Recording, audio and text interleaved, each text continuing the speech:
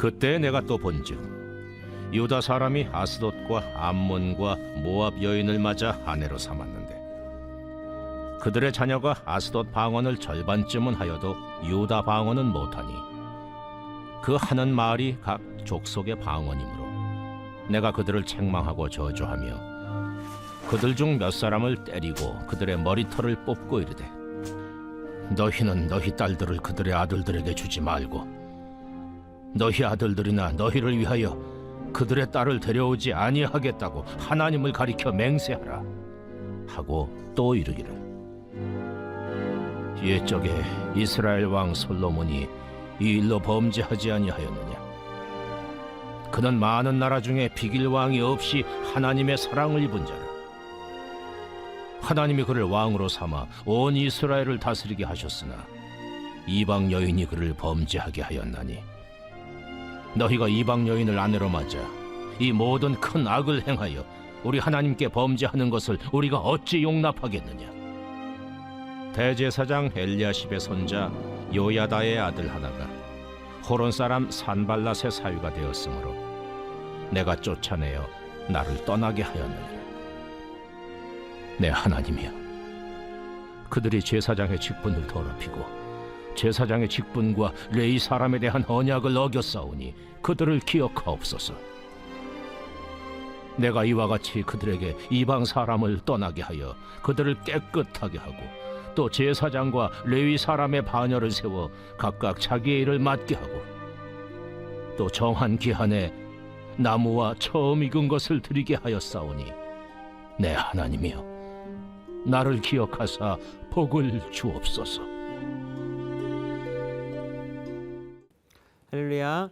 오늘 말씀 묵상에 함께 하신 여러분 모두를 주님의 이름으로 환영하고 축복합니다. 오늘 하루도 말씀에 의지하여 승리하시길 바랍니다.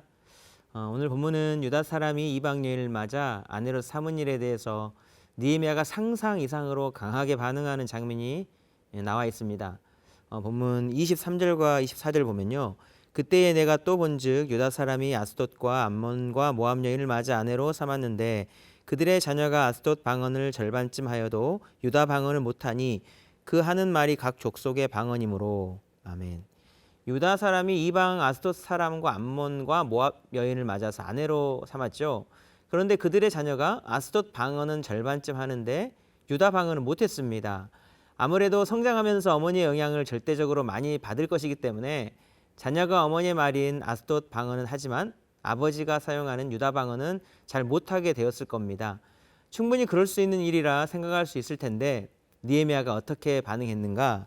25절 보시면 내가 그들을 책망하고 저주하며 그들 중 몇 사람을 때리고 그들의 머리털을 뽑고 이르되 너희는 너희 딸들을 그의 아들들에게 주지 말고 너희 아들들이나 너희를 위하여 그들의 딸을 데려오지 아니하겠다고 하나님을 가리켜 맹세하라 하고. 아멘. 느헤미야가 책망하고 저주를 했습니다. 몇 사람은 머리털을 뽑고 이방 사람들과 자녀를 혼인시키지 않겠다고 하나님 앞에 저주의 맹세를 하게 했습니다. 머리털까지 뽑혔다는 것은 엄청나게 수치스럽고 또 고통스럽게 했다는 것이죠. 과연 이 일이 이렇게까지 저주할 일인가 생각이 드는 것이 사실입니다. 그런데 느헤미야에게는 이 일이 영적으로 심각한 일이었다는 거예요. 왜냐하면 이방 사람과의 통혼은 한 가정과 유다 공동체의 신앙과 영적인 생명이 달린 중요한 일이었기 때문에 그렇습니다. 지금으로 적용해보자면 다른 종교의 열심인 배우자와 결혼을 하게 된 내용일 텐데요. 처음에는 사랑하기 때문에 충분히 신앙은 문제가 되지 않을 것이다 라고 생각하면서 결혼을 하게 되는 경우도 많이 있지 않습니까? 그런데 부부란 육체적, 정신적, 영적인 부분에서 이렇게 묶이게 되고 또 오랜 기간 절대적으로 큰 영향을 주고받는 관계이기 때문에 누구랑 결혼하냐는 참 중요한 부분이기도 합니다. 신앙이 다르다면 부부가 영적으로 하나 되어 한 방향으로 나가는 부분에 많은 걸림돌이 되기도 하죠. 믿지 않는 남편과 아내를 만나서 배우자를 전도하게 된 케이스도 있지만 이것도 쉽게 되는 부분은 아니고 전도를 하게 되더라도 수많은 시간 영적인 고통과 어려움을 겪는 부부들을 많이 보게 되는 겁니다. 자녀에게 신앙의 유산을 물려주는 부분에서도 쉽지 않습니다. 부부가 같은 신앙을 가지고 있어도 신앙의 유산을 물려주는 것이 쉽지 않은데 부모의 신앙이 분리되어 있다면 자녀에게 신앙의 본을 보이고 유산으로 신앙을 물려주는 것은 더더욱 쉽지 않게 되는 겁니다. 구약을 통틀어서 가장 중요한 말씀을 하나 꼽으라면 신명기 6장 4절부터 9절의 그 쉐마의 말씀이죠. 마음과 뜻과 힘을 다하여 하나님을 사랑하는 것이고 자녀들에게도 이것을 가르치는 겁니다. 부부의 신앙이 다른 것은 가장 중요한 쉐마의 말씀을 이뤄가는데도 어려움이 되는 겁니다. 부부가 하나님을 사랑하도록 서로 도와주어도 하나님을 마음과 뜻과 힘을 다하여 사랑하는 일이 어려운 일인데 다른 신앙을 가진 부부가 영적으로 서로에게 영향을 주며 살려 한다면 하나님만을 사랑하는 것이 참으로 어려워지고 이 일로 많이 다투다가 나중에는 각자 신앙에 참견하지 말자는 쪽으로 가기도 하는 겁니다. 오늘 본문에서 느헤미야는 이방 여인과의 통혼한 일이 그 개인과 가정의 신앙과 공동체의 신앙에 엄청난 영향을 주기 때문에 이렇게 민감하게 반응하고 있는 겁니다. 또 통혼에 좋지 않은 모습의 예로 느헤미야는 오늘 본문에 솔로몬 왕의 예를 들고 있는데요. 26절 말씀을 보시면 또 이르기를 옛적에 이스라엘 왕 솔로몬이 이 일로 범죄하지 아니하였느냐 그는 많은 나라 중에 백일 왕이 없이 하나님을 사랑을 입은 자라 하나님이 그를 왕으로 삼아 온 이스라엘을 다스리게 하셨으나 이방 여인이 그를 범죄하게 하였나니 아멘. 솔로몬이 이 일로 범죄하였다고 기록하고 있습니다. 이는 열왕기상 11장에 잘 기록되어 있는데요. 솔로몬은 이방의 많은 여인들을 사랑했습니다. 그렇게 해서 솔로몬은 후궁이 700명이었고 첩이 300명이나 됐습니다. 1000명의 아내에게 영향을 받고 있었으니 정말 정상적인 생활이 가능했을까 의문이 드는 것도 사실입니다. 성경에는 그의 여인들이 왕의 마음을 돌아서게 했다고 했습니다. 왕의 마음을 돌려서 다른 신들을 따르게 하였습니다.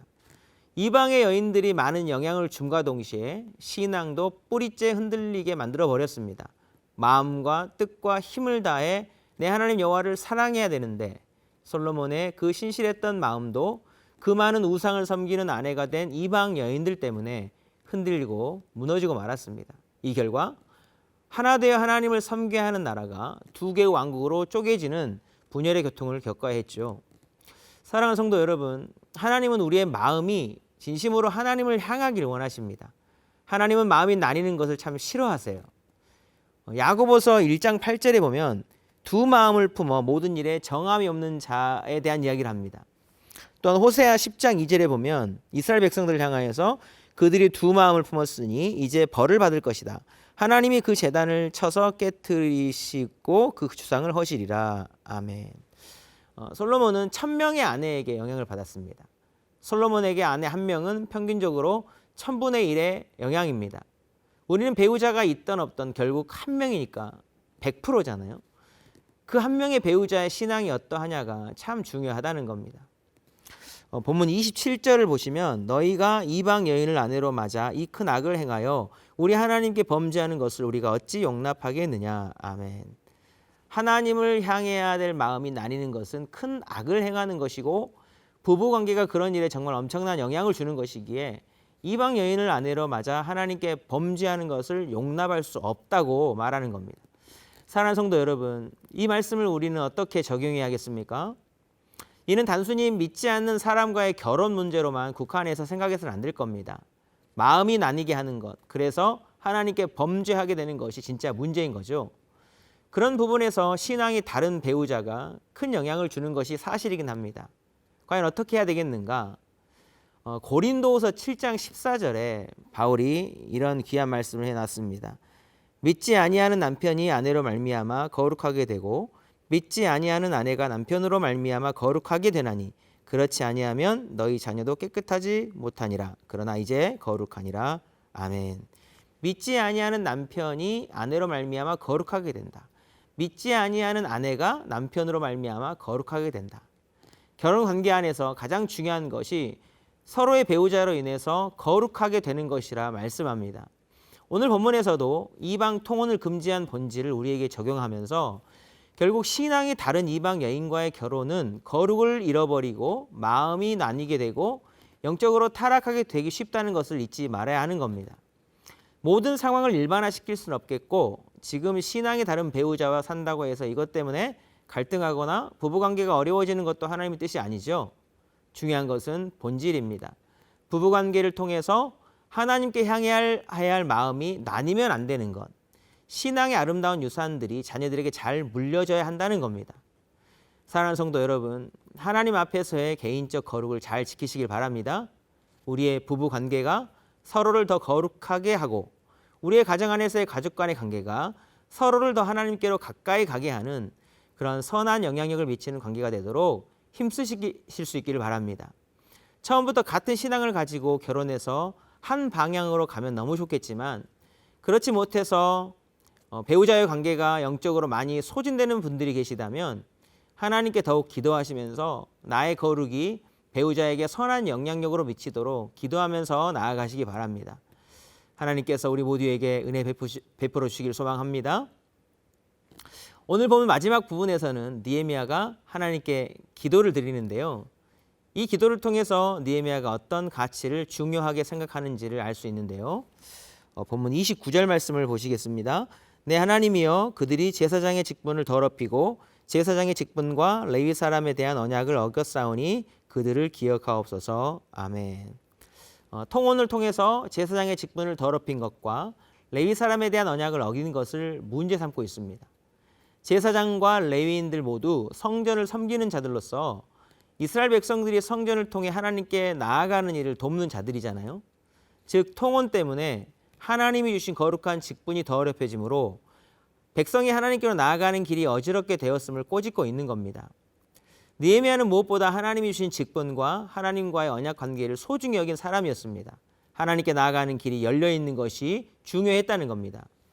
30절을 보시면 내가 이와 같이 그들에게 이방 사람을 떠나게 하여 그들을 깨끗하게 하고 또 제사장 레위 사람의 반열을 세워 각각 자기의 일을 맡게 하고. 아멘. 통혼이라는 문제의 원인을 제거함으로 제사장 직분과 레위 사람의 일을 감당케 했습니다. 31절도 보시면 또 정한 기한에 나무와 처음 익은 것을 드리게 하였사오니 내 하나님이여 나를 기억하사 복을 주옵소서. 아멘. 통혼으로 말미암는 부정을 제거하고 하나님께 제사로 나아갈 수 있게 길을 여는 것이 느헤미야에게 가장 중요한 부분이었다는 것을 알 수 있는 대목입니다. 사랑하는 성도 여러분, 정말 그렇습니다. 죄악은 거룩한 직분을 더럽히고 하나님께 나아가는 길을 어그러지게 하는 겁니다. 하나님께 나아가는 길이 막히는 것을 경계해야 한다는 겁니다. 하나님께 나아가는 길을 막는 것에 가장 큰 영향을 줄 수 있는 것이 솔로몬의 경우에처럼 배우자 때문일 수 있음을 기억해야 하는 겁니다. 배우자로 말미암아 거룩하게 될 수도 그 반대가 될 수도 있기 때문에 그렇습니다. 오늘 본문은 이방 여인과의 통혼에 대한 말씀이었습니다. 지금의 현실에 바로 적용하기가 쉽지 않은 부분도 있어요. 그런데 꼭 기억합시다. 솔로몬을 무너뜨렸던 이방 여인과의 통혼이었습니다. 이방 느헤미야가 저주의 맹세를 시키고 머리털을 뽑기까지 한 것이 바로 통혼이었습니다. 우리의 부부관계가 하나님을 향한 마음이 나뉘고 하나님께 나아가는 길을 막는 관계가 아니라 하나님께로 더 나아가는 데 도움이 되고 하나님을 더 사랑하게 만드는 그런 복된 관계가 될 수 있기를 주님의 이름으로 축복합니다. 기도하시겠습니다. 사랑의 하나님 아버지, 오늘 본문을 통해서 그 신실한 솔로몬을 영적으로 무너뜨렸던 것이 이방 여인과의 통혼이었고 느헤미야가 저주의 맹세를 하기까지 한 일이 이방 여인과의 통혼이었음을 보았습니다. 우리의 배우자와의 관계가 우리의 마음을 하나님으로부터 돌려 두 마음을 품게 하는 것이 아닌지 돌아볼 수 있게 하시고 끊어낼 것은 끊고 잘라낼 것은 잘라낼 수 있는 용기를 허락해 주시옵소서. 나로 인해 배우자와 우리의 가족들이 더욱 거룩해질 수 있도록 내가 먼저 하나님과의 복된 관계를 세워가는 복의 사람 되도록 함께해 주시옵소서. 은혜 베풀어 주길 간절히 소망하며 예수님의 이름으로 기도드리옵나이다. 아멘.